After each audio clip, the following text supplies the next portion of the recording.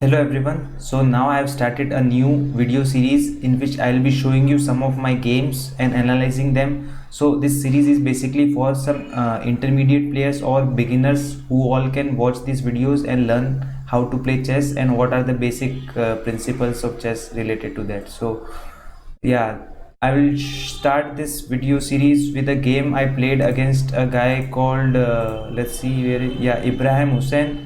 So we played this game on chess.com and it's a very interesting game, so I'll analyze it for you. So in this game I am with the white pieces and he's with the black pieces, and our rating are almost similar. I am like around 1300 and he's also around 1300 rated player. So it's a equal match, but let's see how the game went. So obviously with white pieces I always play London system: d4, d5, knight f3, e6, bishop out, bishop here. So basically in London system what we do is we put the knight out, we put this bishop here, then push these pawns, this pawn. So basically it strengthens our king because these pawn structures is very good. And also this way in the London system we can develop our pieces, like when these pawns are pushed, this queen can come out, this bishop can come out in future and attack this king. So it's very good. So here usually at this position I usually play bishop back to g3, because let's say if we I here played e3, but instead let's say if I would have played this takes, so this gives me an open file for my rook. So now this rook can attack in the future games. That's why I usually played this, but this time I didn't play. I thought let's do something different and I played this e3 move, and after that he obviously took my bishop. So why he took my bishop? Because this doubles my pawn here. Double pawns are usually not good, but here I thought that it's not that bad, and let's just play an interesting game. So that's why there is a doubled pawn. Knight out, developing the piece, c3, castles, bishop out. So basically now once he castle this side, so now I will just put my queen here, this bishop is already here, this will attack here, and these pawns I can also push to create a good attack on the king side. So let's see how the game went. Queen here, this queen here to just attack this pawn, defending this pawn with this. Now this pawn push, now this is a critical move because now let's say if I take this, then he takes with the queen and he gets this central pawn structure. Let's say I takes and he gets a good activity of the pieces, and my this very strong central pawn is gone. So I didn't wanted that, but actually this was the best move in the position as shown by the computer, and I played something different, which is I actually, after this pushing the pawn, I played knight here.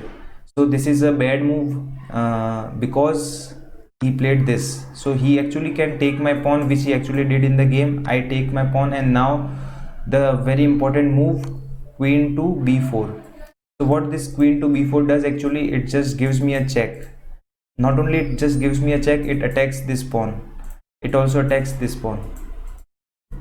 So now I have to think that what should I do. I have to give up one of the pawn, because let's say if I protect this pawn, firstly I have a check. So the best move in the position was actually this queen here, because now he can't take this pawn, and if he takes my queen, then I can take with the knight, and his strong queen is gone with this development. So, and also he can't actually take this pawn. Let's say if he take this pawn, then I can simply give him a check here, and he has to move his king or take this bishop. Let's say he takes my bishop, then I can just take this queen and I am up a queen and I am winning the game. So that's why but I didn't play here this move because I didn't thought of this move at that time. I played this. Basically I wanted to give up this pawn but get this activity.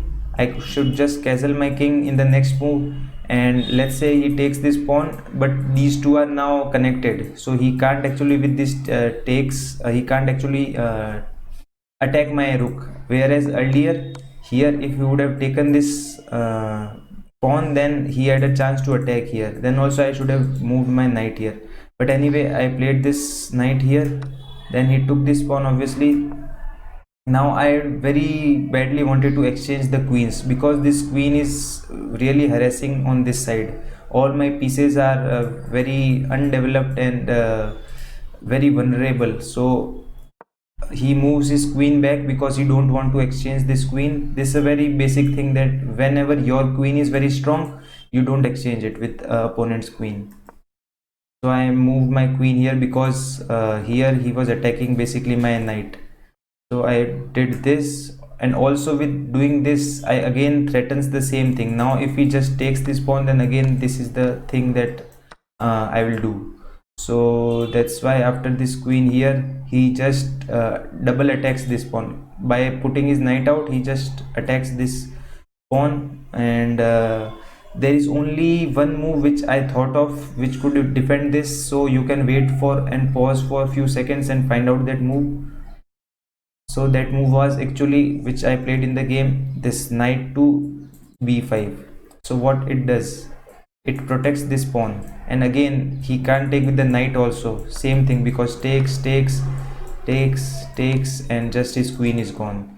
So he can't do that, and next he just exchanged my queens. So basically I won this battle. Till now the position is completely equal, nobody is winning now, but his very strong queen is exchanged with my not so strong queen. So now the game is quite equal, and then he just pushed this pawn. Sorry about that. So he just pushed this pawn to attack my knight. So now I thought that if I put my knight out like here, it's good, but I just want to do something else. So I just took his knight. Basically I took his piece, and now I have given him the chance to take any one of my piece. Let's say if he takes this or take this, whatever he wants. So he took this, then I put my knight back, then he put his knight here. Basically this is a very good square for him, and he's also attacking my pawn here. So I defended with pushing the pawn, because now if he, let's say, go here and attack my rook, then I can just put my rook here or here, and this knight here will be very vulnerable. So that's why I pushed this pawn, but he anyway did this rook here. It's very good to always put rook on the open file. In the future it can really help. So he took this bishop, which is very good, because that's a very basic thing, that like this bishop was very strong on this diagonal and attacking opponent's king. So he wants to exchange this bishop. Takes, pushing the pawn. So this move was quite good by him. This move does a lot of things. Basically this is an isolated pawn for him, so he wants to push it and make it a stronger pawn, so that when the pawn comes on the first file, then it will be a queen.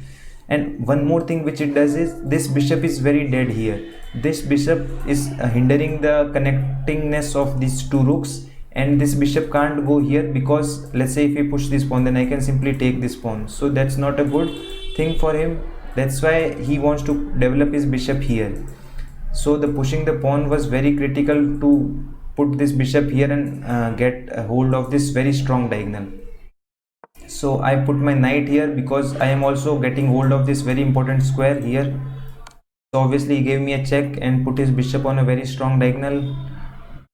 King here. Here I had two thoughts, whether I should put my king here or here. Basically once I move my king on one side, then I'll just put this king here only, or let's say if I put this king here, then I will defend here. Then I thought that I will put my king here on c3, because let's say if rook comes here, then I have this king to protect these three squares. So then he put this rook here to push this pawn. Now this move is very good for me, because he don't have any dark square bishop, and this knight is on a dark square. So this bishop can't take this knight, and this knight will be here forever, and also this blocks this pawn to pushing forward. So it's very good, and also this attacks this bishop. So all in all, position is still equal, nobody is winning, but I am having a very good time on this chess board. So he put his bishop here, pawn push. Now here I should have gone for this pawn to a4. Basically I was afraid that by keeping this pawn on this light square, in future he can just grab this pawn by putting his bishop here and here. So that's why I put this pawn on a3, rook here on the open file, rook here on the open file. That's a very basic thing. This is not an open file, but once these pawns are pushed, this will be an open file. So that's why it's very important to put the rook on the open file. Rook here. Now this was a very bad move by him, but I didn't spot it in the game, because now I can just push this pawn, and if he takes, let's say I push, if he takes, then I can just take his rook, which is not good for him. But I didn't see it, and I just pushed this pawn. So after I pushed my pawn, he just pushed his pawn to create a escaping square for his king. Basically, if let's say his rook comes here, then I can just give him a check here, and then this will be a checkmate. So that's why he pushed his pawn.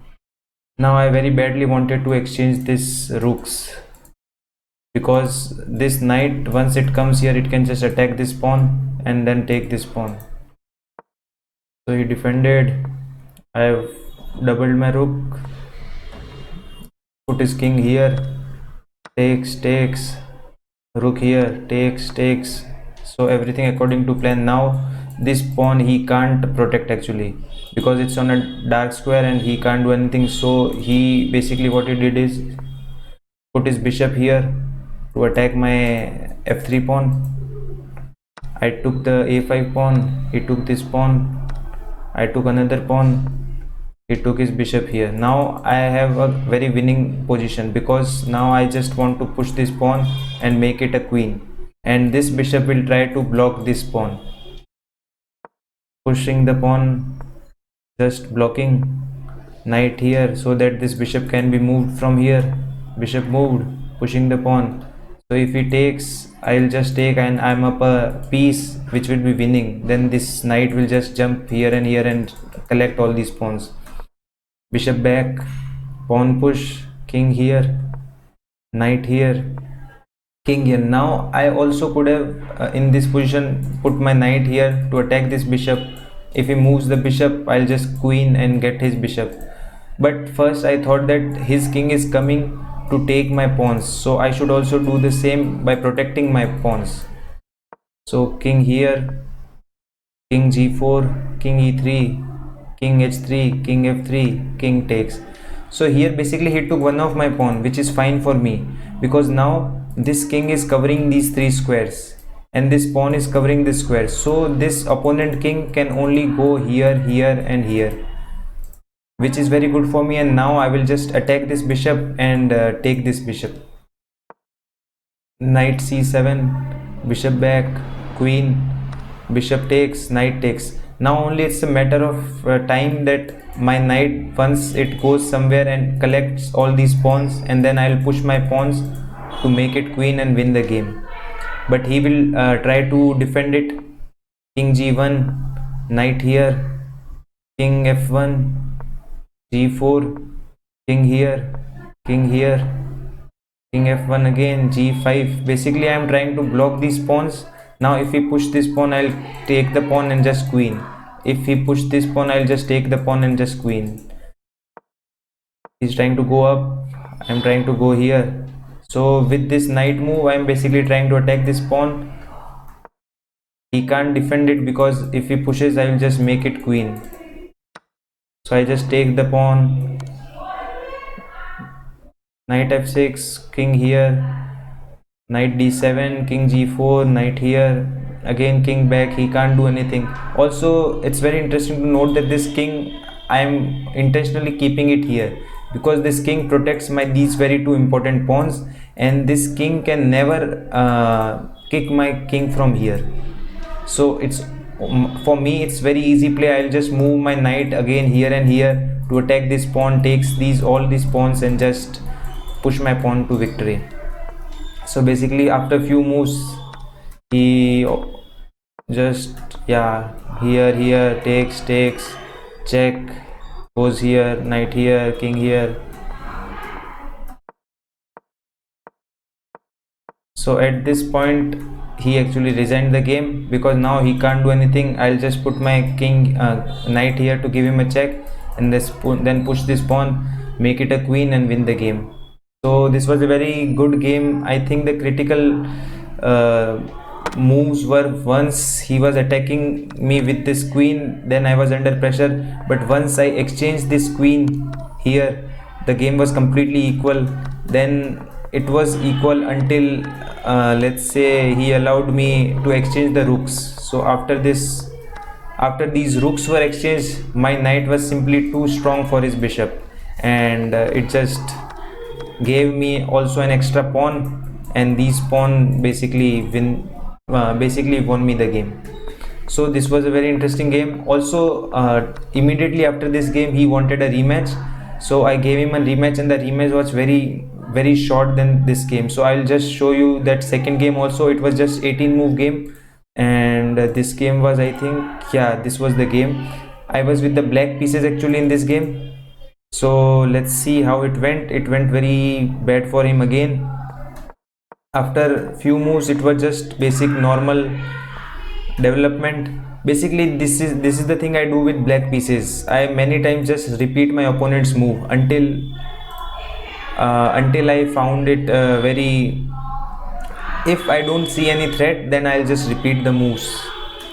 So till now I'm just repeating. So one more thing, this pawn is pushed because this bishop will not be coming here. That's why these pawns are pushed, because this bishop just pins the queen.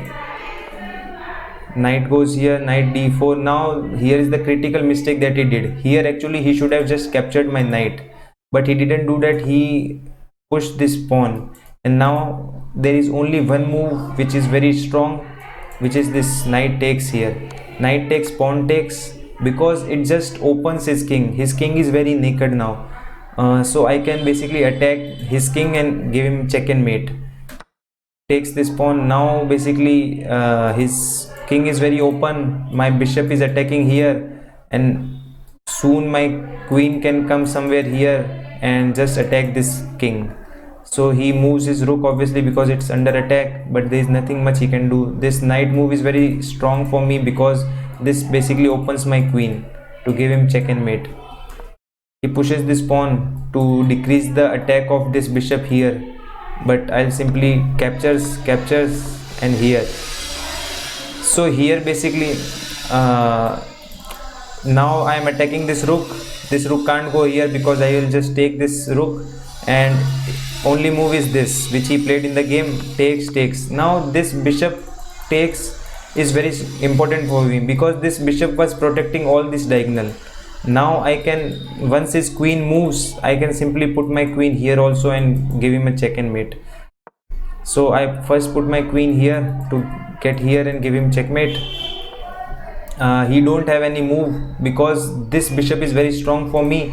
This bishop hinders his king to move somewhere here or here, so that's very good for me. Then I'll just give him a check here. So I am threatening now check and mate here.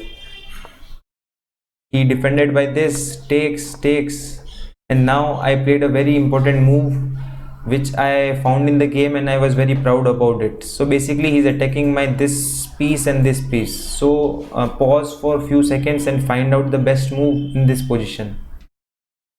So the best move in this position which I played in the game, and after that the opponent resigned, was knight f5. So why this is the best move? Firstly because let's say I am getting him a checkmate. Basically if he takes my knight, I am just giving him check and mate, and if he takes my bishop, I'll just take his queen, and it's winning for me because I am up a queen. And so basically he can't do anything here. And if he, let's say, move his king anywhere else, let's say here, then also it will be checkmate because everything is covered. So that's why after this knight move he resigned, and again I defeated him. He played also quite good, but he blundered in between this knight move here. After this it was completely over, I think, because his king is so open that I can just attack him non-stop. So I hope that you all like this analysis of my games, and if you like it, then I will make more such videos of my different games that I play online. And if you have any suggestions or any improvement that I can do on these videos, do comment in the comment section below. Thank you all for watching. See you soon.